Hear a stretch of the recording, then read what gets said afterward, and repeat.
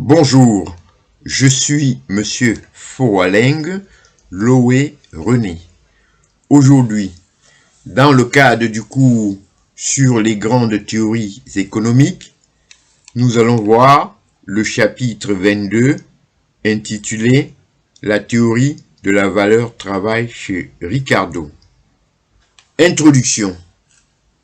Dans le chapitre précédent, nous avons découvert David Ricardo et les grandes questions économiques auxquelles il s'est intéressé. Aujourd'hui, nous allons approfondir l'une de ses réflexions majeures, la théorie de la valeur travail. Mais, avant de commencer, voici un petit exercice. Exercice du jour. Imaginez deux objets. Le premier nécessite 1 heure de travail pour être fabriqué. Le second nécessite 10 heures de travail avec davantage d'efforts et de moyens de production. Selon vous, pourquoi le second objet pourrait-il avoir une valeur plus élevée que le premier? Gardez cette question en tête.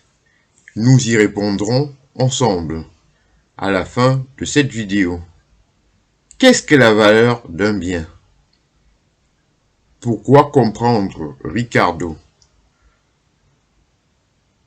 Pour comprendre Ricardo, il faut d'abord distinguer deux notions. La valeur d'usage, elle correspond à l'utilité d'un bien. Par exemple, l'eau possède une très grande valeur d'usage parce qu'elle est indispensable à la vie. La valeur d'échange, elle correspond à la quantité d'autres biens qu'un produit permet d'obtenir lorsqu'il est échangé. Ricardo recherche principalement à comprendre ce qui détermine cette valeur d'échange pour les biens qui peuvent être produits par le travail humain.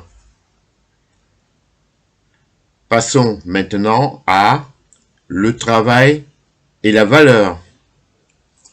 Pour David Ricardo, le travail joue un rôle essentiel dans la détermination de la valeur relative de nombreux biens reproductibles.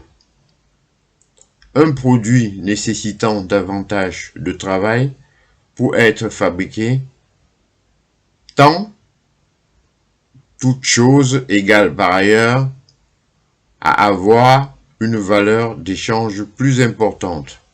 Mais il ne faut pas comprendre cette théorie de manière trop simple.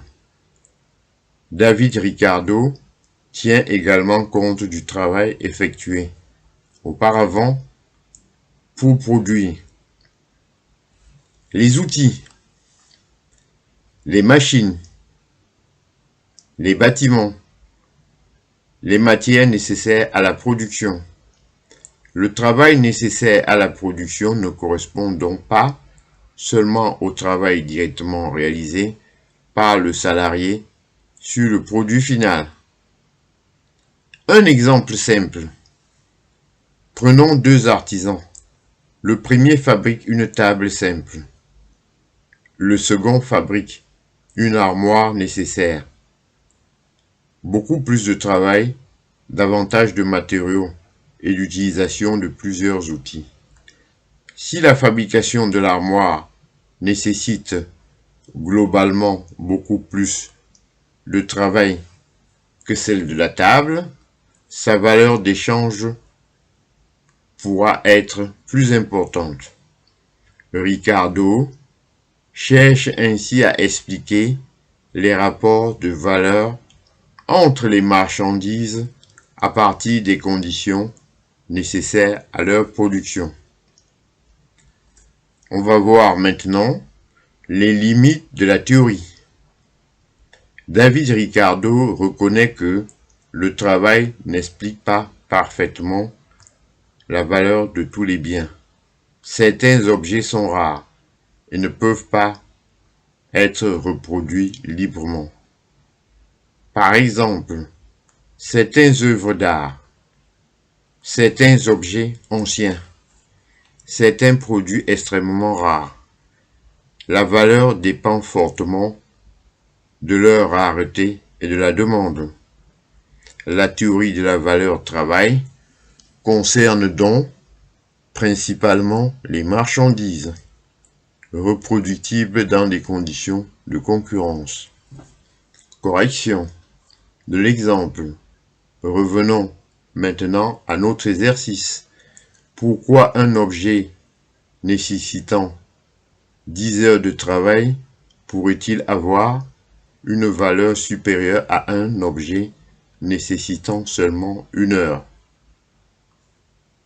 Dans la logique de David Ricardo, une quantité de travail plus importante nécessaire à sa production peut contribuer à expliquer sa valeur d'échange plus élevée. Il faut toutefois tenir compte des conditions de production, de la nature du bien.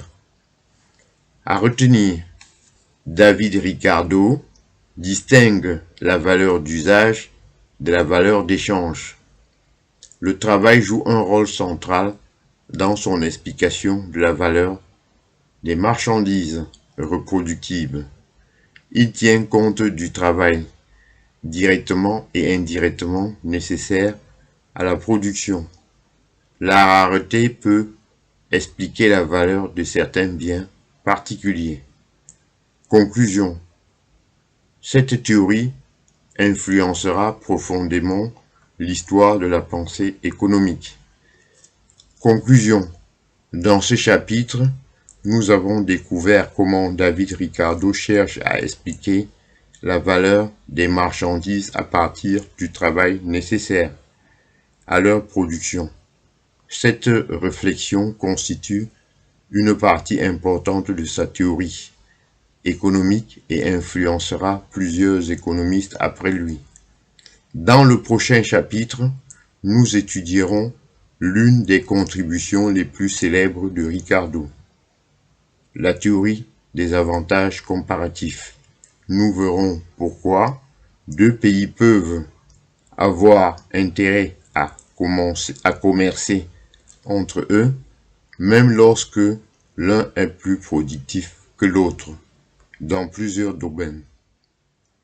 Abonnez-vous à la chaîne Fuoleng Loé René pour découvrir le chapitre 23, la théorie des avantages comparatifs. J'en ai terminé et je vous en remercie.